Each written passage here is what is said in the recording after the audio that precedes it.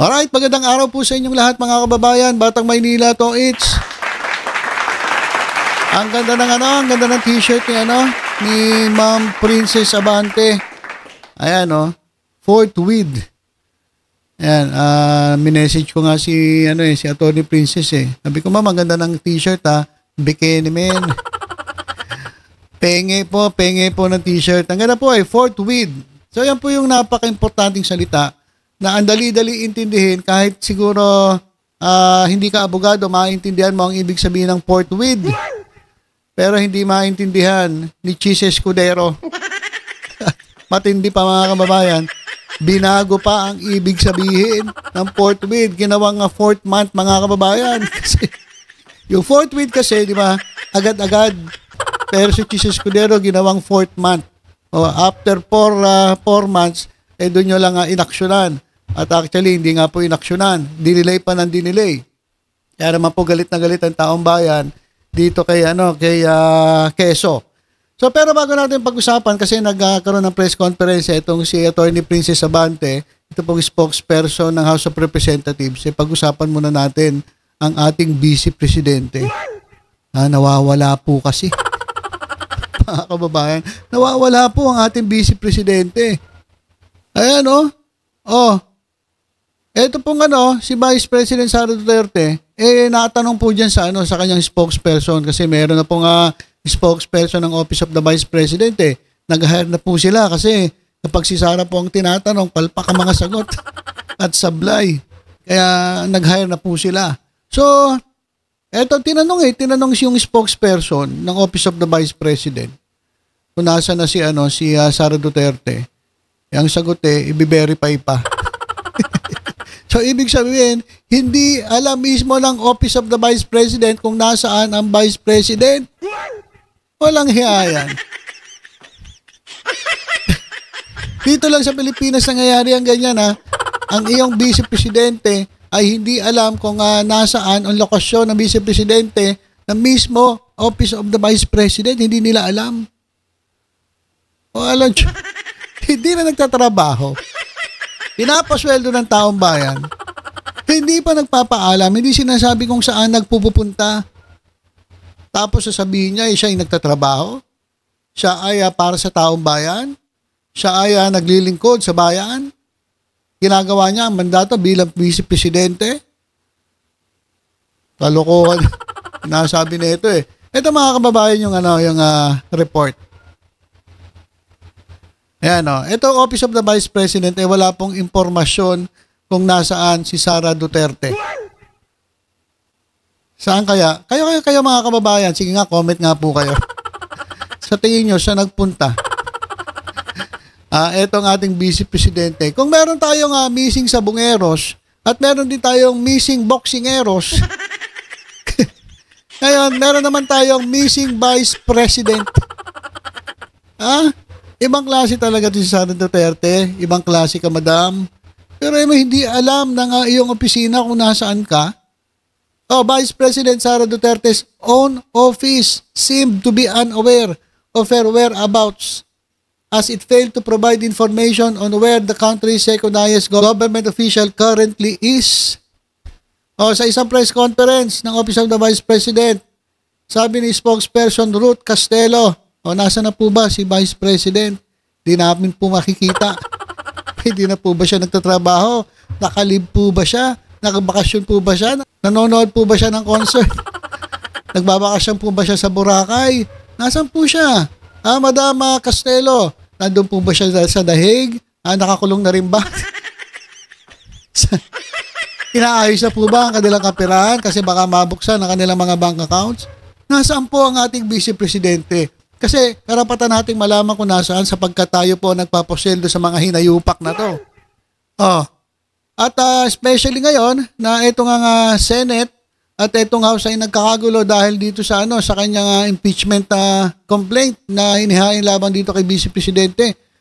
So habang itong House of Representatives, ang Senate of the Philippines, itong Supreme Court ay nagkakagulo-gulo. Nagkakaroon ng mga debatehan. Mamaya nga po mga kababayan, paalala ko sa inyo ang debate po tungkol sa ruling ng Supreme Court. Sabi ng mga kaalyado ni Duterte, Wag na raw debatihan, wag na raw pag-usapan. Sabi naman ng minority, kinakailangan pag-usapan yan. So mamaya natin malalaman kung ano magiging tagpo dyan. At tingnan natin yung media, dapat pinapasok yung media kasi nung kahapon may kwento-kwento, may bali-balita, ayaw sila papasukin.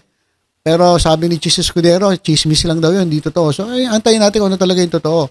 So, pero mo nagkakagulo. Sara Duterte, ayahay. Hindi alam kung saan nagpunta. Walang hiyaya. Pero mo, ang sarap ng buhay na ito. Siya yung pinag-uusapan, siya yung topic of the day. Tapos wala siya. Hindi alam ng Office of the Vice President kung nasaan. Walang Diyo. Kakaiba talaga itong ating Vice Presidente. O nasan ba? Nasan ba itong Vice President? Hindi alam mismo ng Office of the Vice President kung nasaan itong si Sara Duterte. Ayan. Walang iya. Hindi nagpaalam. O baka magkakasama yung magkakapatid. Hindi kaya nagbanding-banding sila. Kasi si Pulong laging absent din.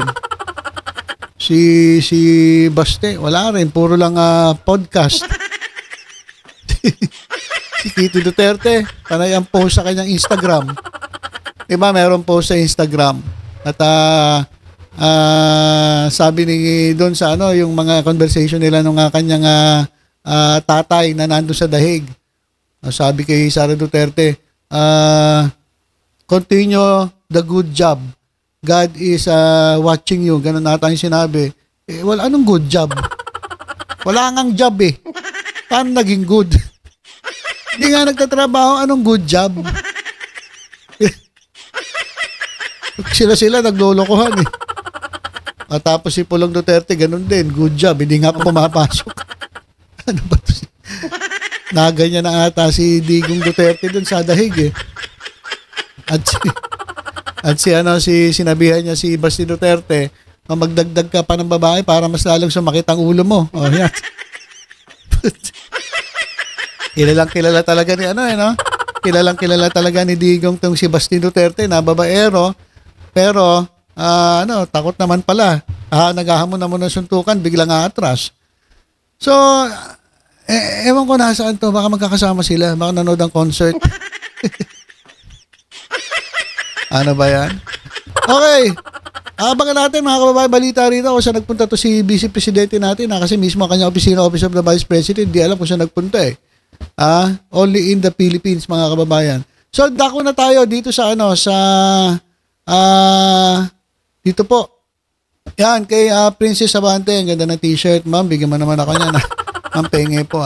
Nagkaroon po siya ng press conference. Eto mga kababayan, pakinggan natin si Atty. Princess Abante sapagkat nananatili pong ang stand ng House of Representatives na hindi po sila bibigay. Bagamat itong Senado ay mukhang tumiklop na sa Supreme Court, ito pong House of Representatives ay hindi pa po tumitiklop at sila po ay hindi mananahimik.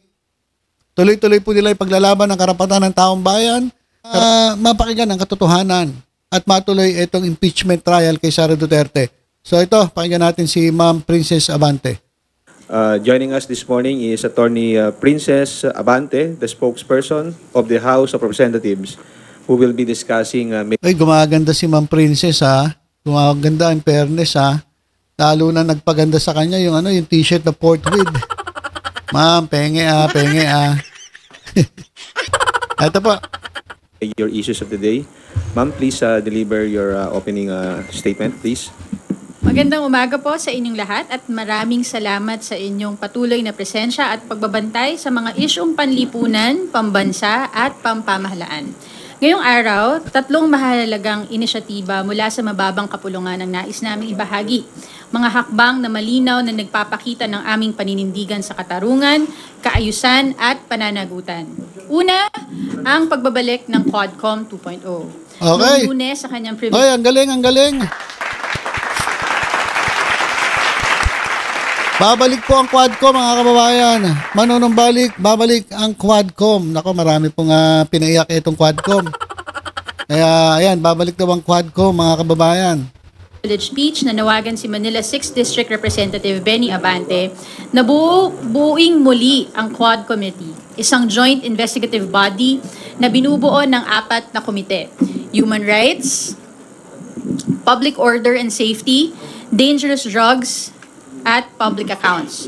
Kasunod dito, inaproba ng Kamara ang House Resolution number 106 na muling nagbigay ng kapangyarihan sa Quadcom na ipagpatuloy at palalimin ang investigasyon simula noong nakaraang Kongreso, lalo na sa mga kasong may kaugnay sa extrajudicial killings, pag-abuso ng kapangyarihan at katawaliang kinasangkutan ng mga opisyal ng pamahalaan at sindikato. Sa mga salitang binitawan ni Congressman Abante, let us not allow the passage of time or political convenience to bury the horrors we have uncovered. Justice does not expire with time. Ang pagbabalik ng Quadcom ay hindi lamang para tapusin ang sinimulan, kundi para tiyaking walang makakalusot sa harap ng katotohanan at batas. Sa ilalim ng Quadcom 2.0, ang layunin ay simple ngunit matapang: truth, accountability, and reform that protects human life and dignity. Ikalawa, ang pagpapatibay ng budget reforms at simula ng konsultasyon sa civil society. Sa pamumuno ni Speaker Martin Romualdez at ng Tigog Party List, pinagtibay ng Kamara ang House Resolution number 94 na nagbibigay ng official non-voting observer status sa mga akreditadong civil society organizations sa pagdinig ng pambansang budget. Kahapon, pinangunahan ni Congressman Jude Asidre ang kauna-unahang consultation kasama ang mga leaders ng iba't ibang CSOs. Ipinakita nito na ang Kamara ay seryosong isinusulong ang isang budget process na bukas, makatao at tumutugon sa tunay na pangangailangan ng taong bayan. Kasama ito sa isang malawak na reforma na binubuo ng pagbubukas ng bicameral conference meeting sa publiko, pag-abolish ng tinatawag na small committee, at institutionalize CSO participation mula simula pa lang ng deliberasyon. According to Congressman Asidre, we legislate better when we legislate with the people, not just for them. Ang budget ay hindi lamang spreadsheet. Ito ay salamin ng ating mga prioridad bilang isang bansa. At ikatlo, ang motion for reconsideration ng Kamara sa desisyon ng Korte Suprema sa impeachment complaint laban kay Vice President Sara Duterte. Malinaw at matapang ang naging pahayag ni Speaker Romualdez. The House will not bow in silence. Ang Kamara ay naghain ng motion for reconsideration hindi upang makipagbanggaan sa Korte Suprema, kundi upang ipaglaban ang malinaw na kapangyarihang iginawad ng konstitusyon sa House of Representatives, ang eksklusibong kapangyarihan na magpasimula ng impeachment proceedings. Ang ruling ng Korte ay, sa pananaw ng Kamara, nakabatay sa maling factual findings at retroactive procedural standards na hindi naaayon sa saligang batas. Wala sa alinmang probisyon ang nagsasabing kailangan munang marinig ang respondent bago i-transmit ang complaint sa Senado, isang prinsipyo na consistent sa mga nakaraang impeachment proceedings. Gaya ng sinabi ni Speaker Romualdez, to insist on constitutional integrity is not to weaken democracy, it is to strengthen it. Patuloy ang panawagan ng Kamara sa Senado. Bigyan ng pagkakataon ng accountability, bigyan ng pagkakataon ang mamamayan. Ang mandato ng saligang batas, try and decide forthwith, hindi dismiss forthwith. Sa pagbabalik ng Quadcom, sa pagbubukas ng budget process at sa paninindigang ipaglaban ang constitutional mandate ng Kamara, isang malinaw na mensahe ang ipinapadala ng House of Representatives. Hindi kami mananahimik, hindi kami tatalikod, at hindi kami matitinag. Nananatili kaming tapat sa mandato ng saligang batas, sa interes ng taong bayan, at sa panawagang itaguyod ang katotohanan sa bawat antas ng pamahalaan. Maraming salamat po. Okay, palakpakan po natin si Attorney Princess Abante, ang spokesperson ng House of Representatives. Ayan, malinaw naman mga kababayan itong House of Representatives will not bow down in silence. Bagamat itong Senado ay tumiklop na, mananatili po rin silang matatag sa kanilang panawagan na ituloy po to try and decide forthwith etong impeachment complaint kay Sara Duterte. Biruin niyo mga kababayan tingnan ninyo. Nagdesisyon ng Supreme Court. Ilan lang ba ang Supreme Court? Ilan ba? 14? Etong Senado naman, merong 13 tulongges, 13 ba? Na pinagpipilitan na wag ituloy dahil sinabi raw ng Supreme Court. So 13 sa Supreme Court, 13 din sa Senado. 13 malas. Para malas yun, di ba? 13. Para sa demonyo ata yung 13 eh. Di ba? Tama ba? 13? Hindi, 19 pa. Sorry. 19 pala. 19 sa sa Senate. 13. Ito yung sa demonyo, yung sa Supreme Court, 13. So, 19 plus 13. Ayan po yung mga boses na nagdesisyon na wag ituloy ang impeachment complaint laban kay Sara Duterte. House of Representatives, ilan? 200 plus. At yung sigaw ng taong bayan, idagdag mo pa. Tuloy mo, nagdidesisyon, etong 19 at etong 13. Nagdidesisyon sila para saan? Para doon sa konti nilang mga naniniwala sa kanila? Mas marami po ang tumatayong mga mambabatas na gustong matuloy ang impeachment trial. 200 plus, idagdag mo pa ang taong bayan. Kahit sa kanilang kahit doon sa survey, majority ng Filipinos ay gustong matuloy ang impeachment trial. Pero hindi nila pinakikinggan. Ang pinakikinggan lang nila, yung 13 kolokoy sa Supreme Court at yung 19 dyan po sa Senado. Ilan lang sila? 34? 32. 32. 19 plus 13. 32. 32 lang kayo? Gusto nyo kayo ang masunod kaysa sa milyong-milyong mga Pilipino at yung 200 plus na mga representante ng iba't ibang distrito ng ating bansa? Ang kapal naman ng mukha ninyo. Kaya ang ganda ng t-shirt ni Madam Abante, Princess. Port with. Pag ako nabigyan, susuotin ko yan, port with, para makita ng taong bayan. At pagdating naman dito kay Vice President Sara Duterte, where na you? Biruin niyo itong ating Vice Presidente, hindi alam kung nasaan. Mismo kanyang opisina, hindi na alam kung nasaan. Walang hiya yan. Missing in action. Sabi nga sa inyo, kung meron tayong missing sabongeros, meron din tayong missing boksingero. Ito naman, missing Vice Presidente. Only in the Philippines lang talaga. Okay, so ilan po mga kababayan. Tutok-tutok lang po dito sa Batang Maynila. Sa iba pang updates, ingat po tayong lahat. God bless po.